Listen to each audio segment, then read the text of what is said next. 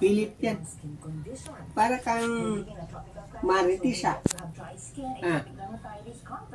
Para kang marites. Sabi sa akin kapon yun, nandiyan ka na.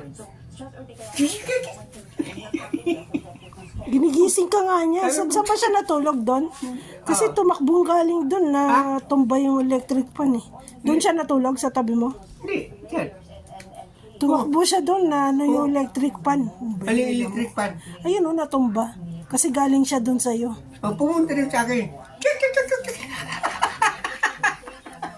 Sabi, hindi sa nanay ko. Buksan mo.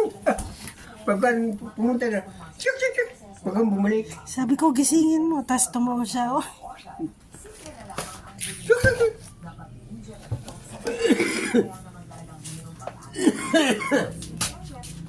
Alisin mo pa doon. Philip. Di ko nga alam kung nasa yung Philip.